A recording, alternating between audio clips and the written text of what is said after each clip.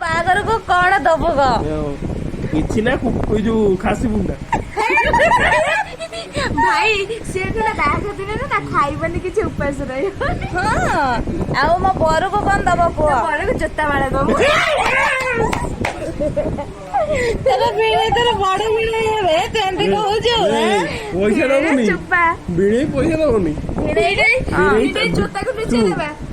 ଭିଡେ ଜୋତା ଲୁଚେଇ ଦେବା। 5 ଲକ୍ଷ 5 ଲକ୍ଷ ଟଙ୍କା ଦବ ସେ ଜୋତାଟା ନବ। ଇଏ ତୁ କହୁଛୁ ନା? ସିଏ କଣ ଇଏ ୟାକୁ ଦେଖ ଶୁଣୁ, ସିଏ କଣ ଇଏ କହିବ କଣ ନା? ବାହା ହେଇପାରୁନି ହେଲା। ଶୁଣୁ ସିଏ କଣ କହିବ ନା ତମ ଜୋତା ରଖ ତମ ଝିଅ ରଖ ମୁଁ ଯାଉଛି ମୁଁ ଯାଉଛି ଆମ ଘରେ।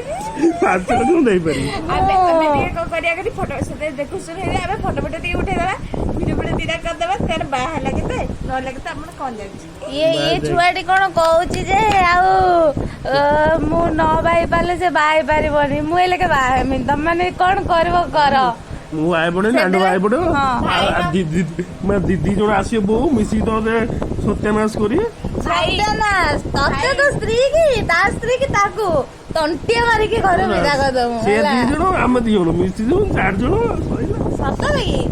ରାତିରେ ତ ଏଇଠି ଆମର ଗୋଟେ ବାଡି ଦେଇଦେବୁ ଚେୟାର ଦେଇଦେବୁ ବସି ଜଗିବୁ ଆମେ ଶୋଇବୁ ଘରେ। ଓହୋ ଏମିତି କଥା ଆଉ।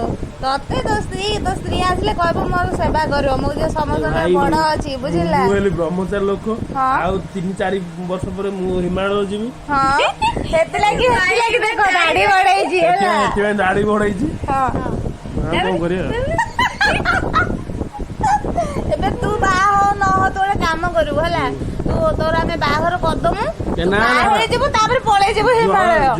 ତୁ କିଛି କହୁଛୁ ରୁନୁ ପଳେଇଲେ ସିଏ କେମିତି ବାହା ବର୍ତ୍ତମାନ ଦେଖ ରୁନୁ ପଳେଇଲେ ବର୍ତ୍ତମାନ ତାକୁ ଟିକେ ଚିଡଉଛନ୍ତି ହେଲା।